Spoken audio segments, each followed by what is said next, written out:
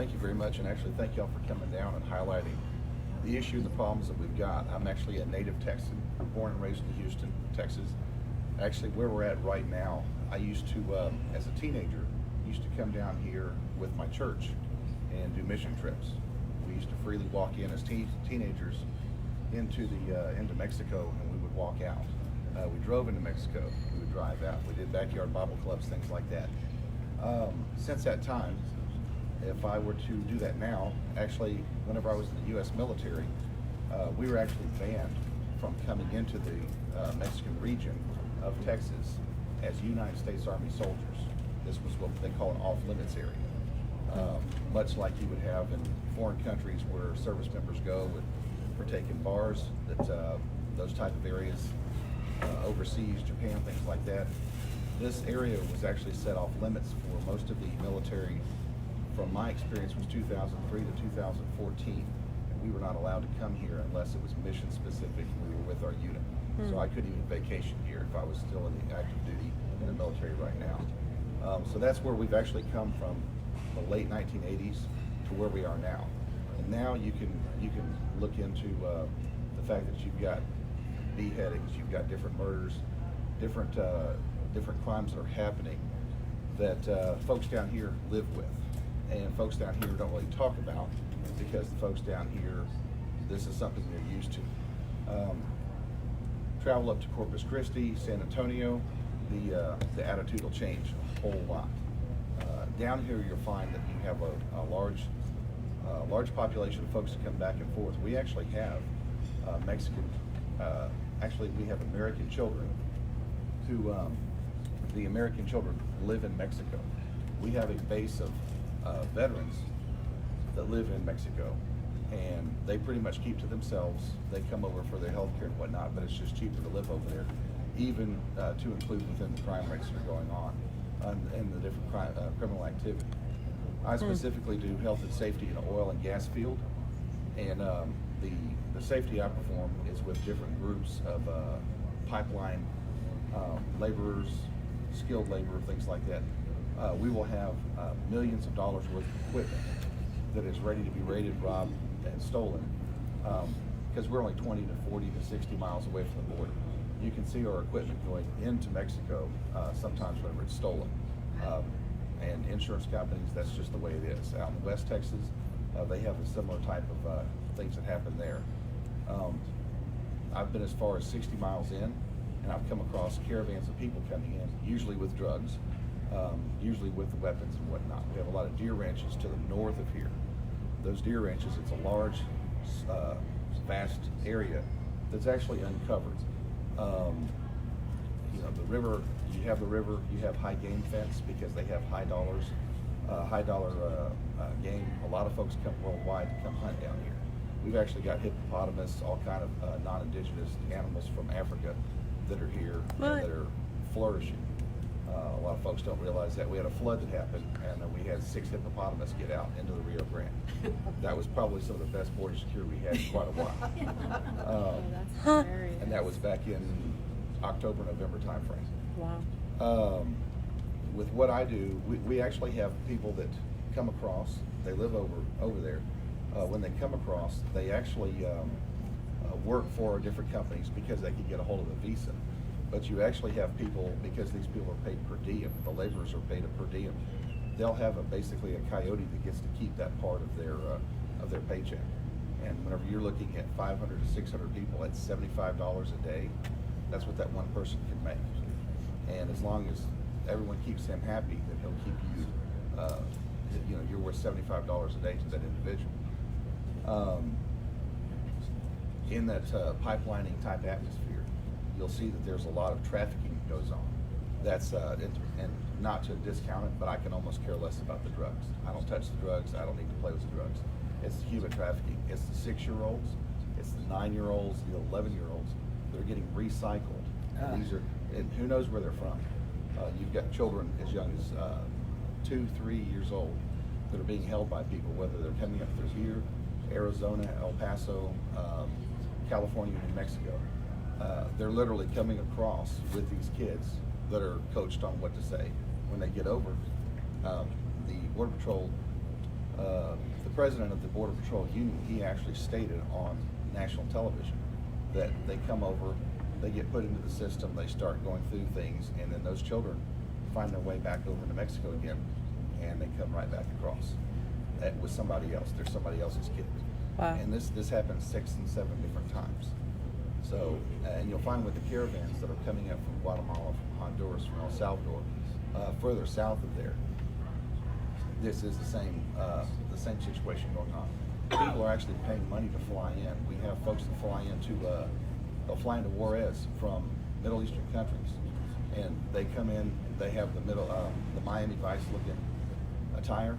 They look like $1 million, and they literally walk up to the border and I'm here to get asylum, and they go into what they call the Annunciation House, which is the one in El Paso. We actually have live footage of that actually happening. So, and you'll see that there's a lot of money that actually flows down into Central America that pays for the recruiting of this. The one place that I feel the humanitarian issue on this, people legitimately want to come here because they're being told, hey, this is where you want to be. America will help. This is how you do it. So they're being briefed on by attorneys, and not sure where it's coming from, but you have attorneys, you have paralegals that go down there to recruit these people. And actually, in 2 cases I know of, they had I want to say it was a Venezuelan or possibly a Cuban, but this was a person linked to a terroristic event that happened back in the 1980s. Wow. Those individuals are one of the ones that they're recruiting folks. I just forget his name right now. But he actually recruits folks to come up. They do get a little bit of payment, but keep in mind, what you're seeing on TV with the caravans coming up, that's a legitimate deal. They do get help. Unfortunately, Mexico won't secure their southern border. The southern border of Mexico would be the place to do it. Guatemala, to be honest with you, would be the best place to do it. Their landmass spans from the Caribbean all the way over to the Pacific Ocean. These are countries we can help, but these are also countries that are politicians. What are they doing? They're giving these countries millions of dollars, and the people that are getting the millions of dollars, that are receiving that money, it's our middle class is paying their rich that money, because that money never sees the street. It never sees the baseline person. Annual income in Guatemala right now, I believe, from what I was told, is $4,500 a year. So keep in mind, those folks are coming up here, even if they're just to get $1,000, but I understand they get $2,000 in benefits from Catholic Charities. So look at how much more money they're making, and that's when I say $2,000 in benefits, that's per month. So they've already exceeded within the first 2 months of being here, waiting on their deportation hearing or whatnot, of which we can't have them. Border Patrol can't contain these folks. They're not a babysitting service. They've had the temporary shelters put up, the tent cities. El Paso has the tent cities up underneath they have them up underneath the bridges and the freeway embankments over there. So, and this is a widespread problem all the way across. You'll find where there are areas where it is unfortunate, but cartel ownership, it is prevalent in the United States. A foreign entity a foreign individual can own land in the U.S. Now, I personally, from what I understand, I cannot go buy land in Mexico. I cannot go buy land in some of the South American and Central American countries. So this is, this is one thing to look at. We actually still have a magnet that Congress will not touch. I understand you guys went to Laredo yesterday. Is that right? That's actually the largest inland trading point of commerce for the United States. And if you saw the bridges, we went by it. Okay, there's only a couple lanes in each one. So imagine how much commerce is getting through. You're going to see in other areas where you've got some 6 and 8 lane, and I believe 10 lane bridges going back and forth, Canada and other parts of the Mexican border as well. The one that needs it the most doesn't get it, which is Laredo. And Laredo actually is kind of a best kept secret for the Laredoans, because not a lot of folks are aware of what's going on there. But we literally have a large bit of commerce that goes through there. With the commerce that goes through there, that's a magnet for all of our agents. They have to participate at the port of entry. What goes in between, like I said, that's those high game fences, ranch land and all that. You have people along there who, whenever he was talking about a home invasion, folks down there leave their deer leases. They leave them open. They leave bottled water out, and they leave it to where people can come in, they can open the door, which is kind of sad because now people are breaking in. When the door, literally all they've got to do is turn the knob, go in and get the water they need, rest, do whatever, and then leave.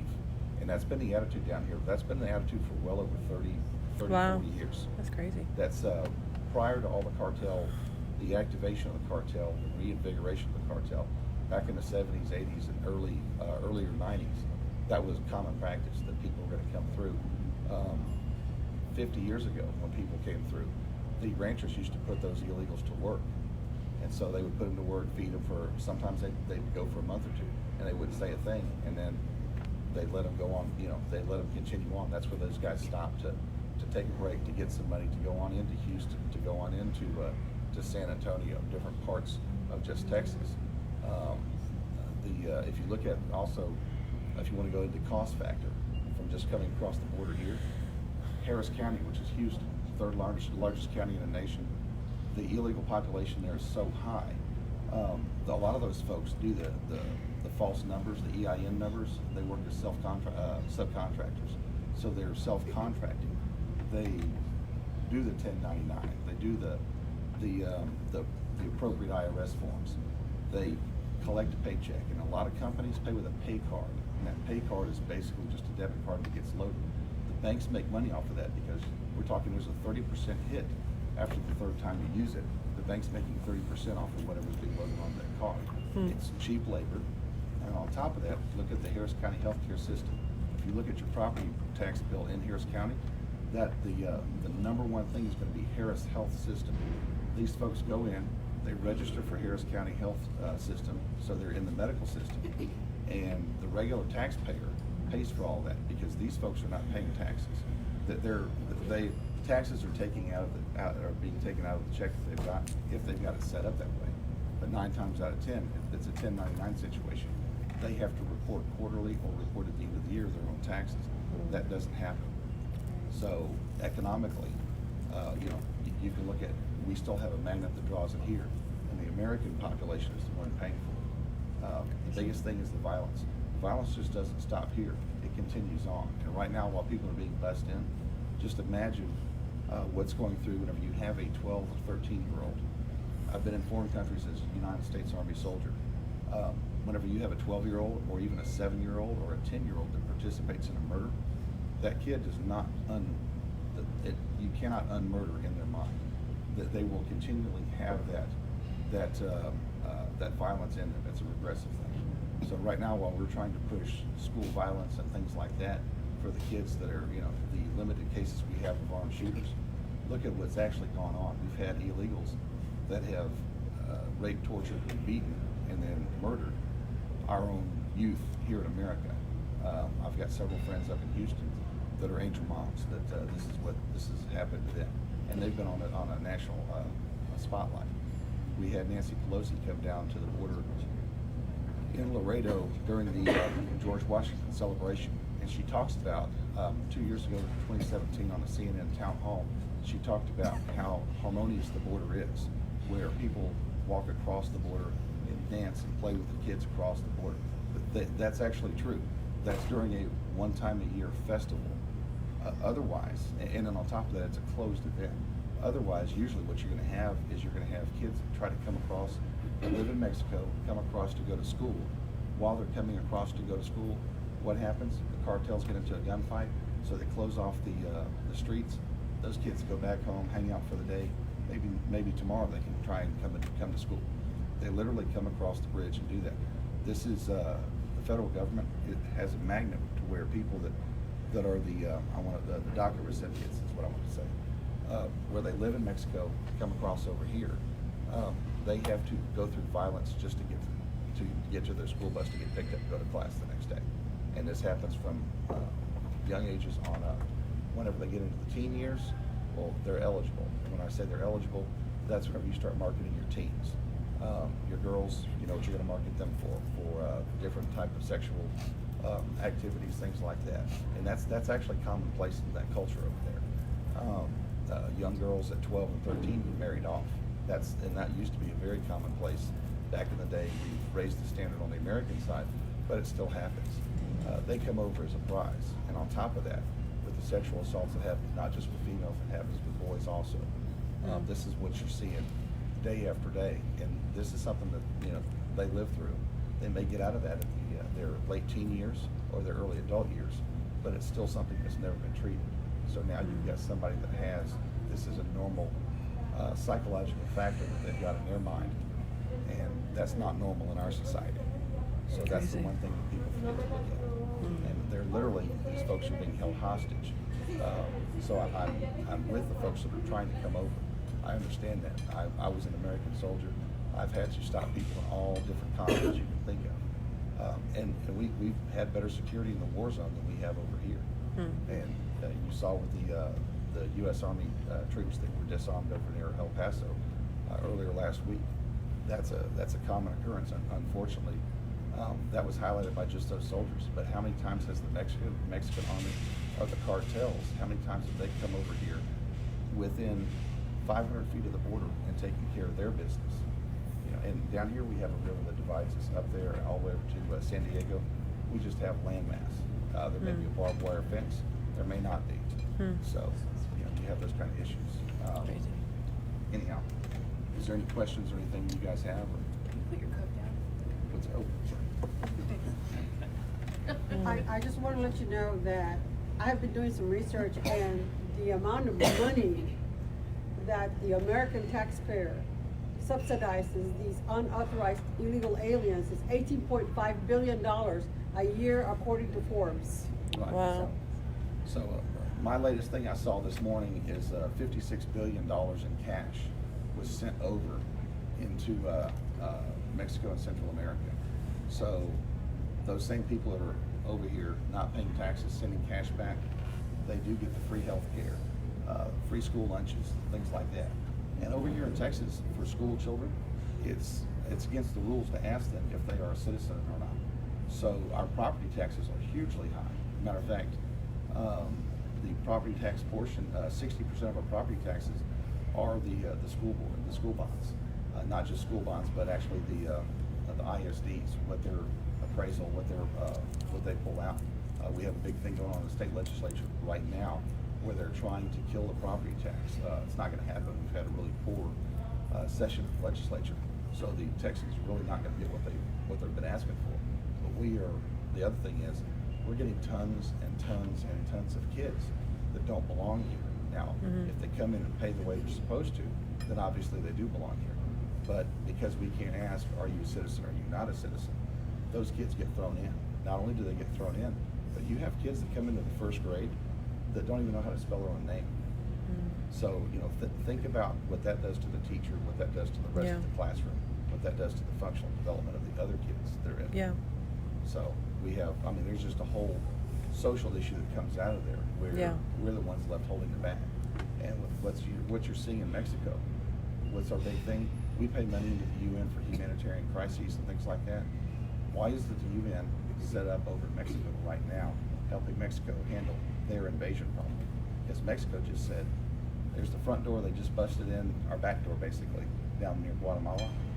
So we're going to let them run through the house so they can get out and get into America.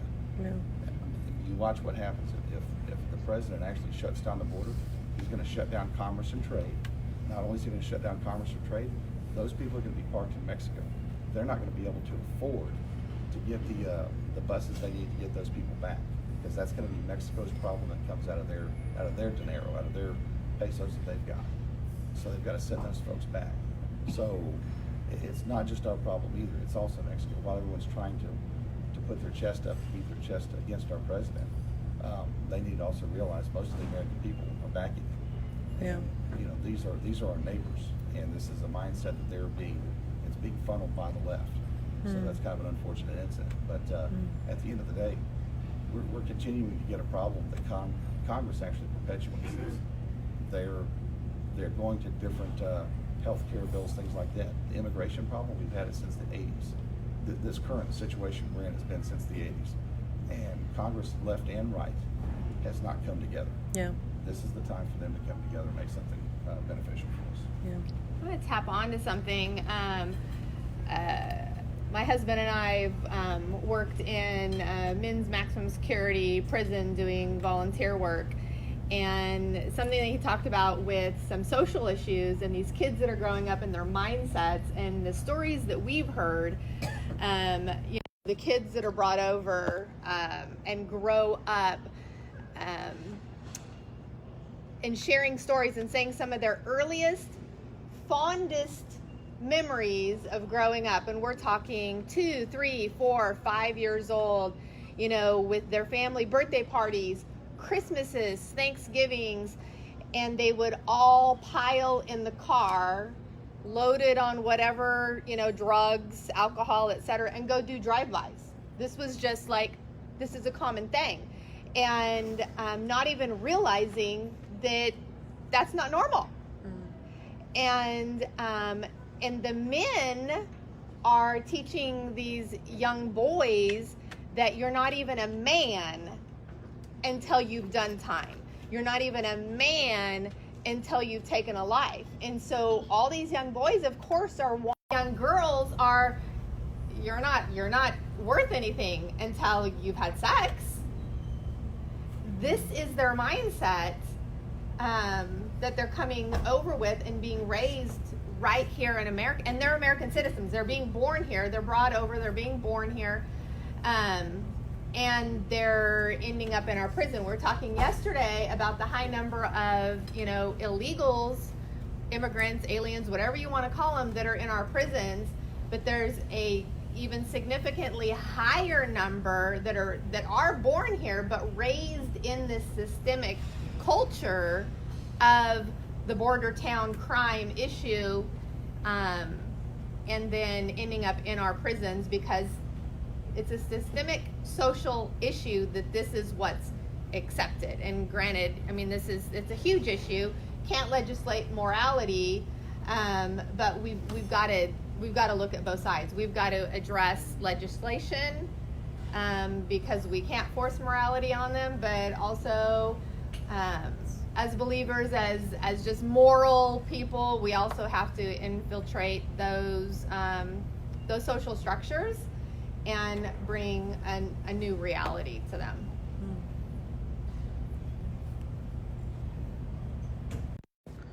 I have a question. Oh, go ahead. Just really quick. This thing where you can't even ask these kids if they're legal or illegal, is that a nationally thing or a local thing? Here in the state of Texas, most of the school districts will not allow a teacher, secretary, counselor, or principal to ask if the student is a citizen. They are told to, the kid shows up, sign them up. They're to come in. Keep in mind, this is the migrant, so they migrate. Now, they may be illegal aliens or they may not be, but they area, say Houston, for instance, they'll work there for 3 to 4 months, and mom and dad go to Florida or they go to Pennsylvania to do asphalt on the roads while it's that season up there, and then they come back home. So we actually get the kids. This is why Common Core was originally sold, so that everyone's on the same page. Common Core had some other issues with it, but they wanted it where everyone in the country was on the same page educational-wise. So if they left Texas, they're going to go to Pennsylvania, and they're going to pick up where they left off. That's not always the case. Texas has Texas history, so it's not going to apply up there. But and that's only a couple grades. But the thing is those people, they're migrants, even within the U.S. So they follow where the work is, and these kids they'll lapse for a week, and then they'll pick up 3 or 4 months in Pennsylvania, in Georgia, in Alabama, and then they'll end up back, and it's because they have family members that are stationed or set. And they come live with them. So you'll have a family of 5 or 6 that travel with mom or dad or the boyfriend or the girlfriend or the aunt or the husband. So you have that kind of activity. And while doing that, knowing that they are not allowed to ascertain, are you a U.S. citizen? And you'll find that we have a lot of, I'm familiar with some school teachers that have had grandparents to come pick up the children, and they're allowed to come pick up the kids in the car right away. They're not allowed to come to the building. The reason why grandpa is a registered sex offender. So Wow. So one step further on the two sanctuary cities provide where the detectives or police cannot ask them Yep. if they are city Well, citizens. Pennsylvania, we have a governor of Pennsylvania, Tom Wolf, and he in February made a law that our law enforcement cannot ask when they are arresting or questioning protective in my case, because I needed, that's done to the buzz when I said, where is parents? And he said, we can't. I have a quick question. I don't want to like go off on another tangent, but because the measles outbreak is now headlines in the main fake news media. In Pennsylvania, my child cannot go to school without documentation and proof of his vaccination records. And to make sure, if he's out of date and or the kids that are non-compliant are forced to, or they send a doctor into the school to administer vaccinations. So what happens in Texas or whatever with all these illegals? Well, and keep in mind, don't just look at what's happening in Texas. Laredo has 20 people under watch right now for Ebola. Where was their point of entry for Right. this continent? Because they're from Africa. So if they came into South America, who did they come in contact with all the way up? It takes you back to all those scary movies of the 80s and 90s, Outbreak and all that stuff. That's what happened down there. So while they're trying to contain it there in Laredo, they don't know who's already come across. Maybe those folks went to Arizona, California. Bring it back into Texas. We have moms that don't want to give their kids vaccines, and I totally respect that. I was a U.S. Army soldier, and I was a guinea pig. Matter of fact, I personally think that my wife and I had several deaths with babies. In vitro, we had our twins. We had an emergency with them early on where they died at birth, and that was back in 2007. And as soon as I stopped taking the vaccines from the military, my health got better. Matter of fact, after I got snipped, I had a miraculous. I got a 3-year-old fixed to turn 4. I had that done 6 years ago. So yeah. You need to change doctors. It was the Army. Oh, yeah, I can see that too. Yeah, I'm from California, and in San Diego, we have a huge issue where kids walk over the bridge to go to school in our communities at our tax dollars, at our expense, and then at the end of the day, they go back. Or they drive. You see a lot of Baja California license plates, and you're right, you cannot ask where you're from. You're costing us free breakfast, free lunches, free daycare, free everything at our expense. But this not asking started a long time ago, because my husband was in law enforcement, he's retired. Police officers were not allowed to stop someone that they did before, to ask for an ID, if they look like a cholo, if they look like a gang member, they are not allowed to stop them and to question anymore. So the crime has gotten worse, has gotten more rampant, because law enforcement is not allowed to do a good job. And to me, it's incredibly heartbreaking what's happening in the United States, because my family gave up everything to come here for freedom, because my family fled communism and socialism in Hungary during the Revolution of '56. And my son is nothing more than a discarded body. Nobody cares that he was murdered by a previously deported illegal alien. He's just collateral damage. And nobody acknowledges the loss. If you think there's 4,400 deaths a day, a year, there's 4,400 victims. Right. Multiply that times 1 year, 2 years, 5 years, 10 years, how many victims we have created in our country, because our government is not protecting the citizens of this country. Exactly. And this is an outrage. And I'm really disappointed with my government.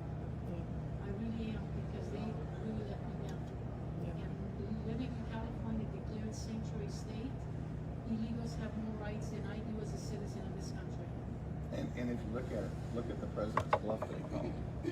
You guys are sanctuary city, you're sanctuary We'll bust state. you over there. Let's send them that way. And I you know wish what? President Trump would do that.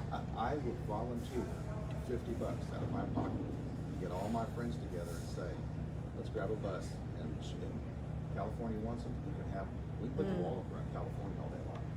Yeah, Try and we make it should. through that desert over there. I've seen people try that. That's it. I'm the worst to come to Mexico. In California, they are not crossing over because we have border walls. But in disrespect, when they climb on the wall and they are taunting border patrol agents, then they jump over and just in their faces disrespectful, and they just stand hands down. This is an outrage. And you know, the world is getting this message that Americans can be pushovers because we're not standing up hard enough, Right. strong enough against them. And one of the issues we have, actually, the Border Patrol itself, we have a retention rate of the agents. We can't retain them. But on top of that, these agents don't get paid overtime. They get paid comp time. So whenever they work at 90-hour week, they'll get a couple days off. But those couple days off, it's at a rate of regular pay. So if you and I would work for time and a half, and that would work for us, those agents aren't getting that. So they're actually losing money.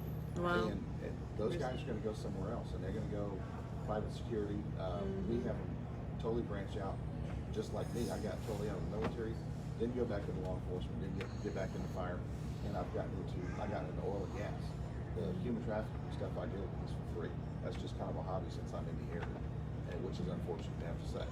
But and on top of that, I can make 3-4 times what a police officer can make. I've been out to West Texas where sheriff's deputies are making $12 an hour. Wow. And they want a burger flipper. And no disrespect to the kid working for McDonald's, but they're learning, they take a 40-hour course on health and sanitation. These law enforcement agents, whether they came from the military or whatnot, they've been through schools. For me personally, when I came through the 90s in the police academy, fire academy, and EMS, we're talking 2-year programs, 6-month programs. It came out of my pocket, and I went and got a job with them. And the same people, this is what's happened to the guys that are jailers and whatnot in West Texas. Keep in mind, some of our West Texas counties, they are not sanctuary counties, but they are sanctuary counties. Yeah. You will find that we have Iraqi nationals or we have Kuwaiti nationals that have come across the border. They're being held on a terrorist watch list or something, and they've been sitting in a county jail and they're getting benefits as far as they're getting medical treatment from the local hospital district. People are coming to visit them. They get special meals because the bologna sandwich is not a part of their Halal, yeah. It's not halal. So that's the biggest complaint. Why is my husband getting the bologna sandwich? Or why is your husband in jail trying to come across the border? That's the biggest Yeah. question. You know, another thing that in California have 2 border tours in California. Now they shut that down. They're not allowing border tours anymore. I was privileged to see the prototypes, and we stopped at the Border Patrol substation in San Diego, and one of the CBD officers came in, and he was hours in court trying to prosecute this guy who was smuggling 2 people into our country, and the state attorney general declined the case and let the guy walk and didn't arrest either the 2 people that were being smuggled in or the smuggler. They just allowed them to go. I think somebody's getting paid under the table, because how is it that you're not enforcing the law? Yeah, That's what I asked that's him a about a very question. good question. Actually, now you're finding in what I've been reading lately is that there are some areas where people are starting to get prosecuted for that on the federal side. There's still a holdover from the last administration that lets things go. Things are finally starting to be dealt with. We get back to the sanctuary question, the sanctuary issue. Remember, it was a cool thing to be a sanctuary city until they want to start bringing them here, and look at how they backpedaled that. And now all of a sudden the president's a mean guy because now he wants to dump all of his Indian on us. Everyone's got a really good solution for how we can house these people while they go through the asylum process. And keep in mind, I totally respect that process. I've been in countries where I wish we could have brought those people back over here. But look at what we've got with Somalia, with Minneapolis. That right there, I went to Fort Snelling a lot. We would go into Minneapolis so we could learn the Somali culture as U.S. Army soldiers, because what better place to get it than there? Look at how they've not assimilated to how we are in America. They haven't, things that they're still going by things that they did back there. Recruiting for terrorism for ISIS, we've started to eradicate it there, but who's come home? Who's been going back and forth? Who's communicated via whatever app is the thing to communicate with, because they can't get over that they're related. So you still have the exposure to what we were fighting over there is sitting over here. And the refugee population is huge. In San Diego, they have people that are caught from India, and the only word they say is asylum, Right. and they have to let him in. Guys, This for is time, we're America. gonna have to get moving. Walter's gonna be with us all day. And you go Woo! by West, correct? Western, yeah. Yeah. Bacon. Bacon's gonna go. Because everybody loves Bacon, bacon. bacon, okay.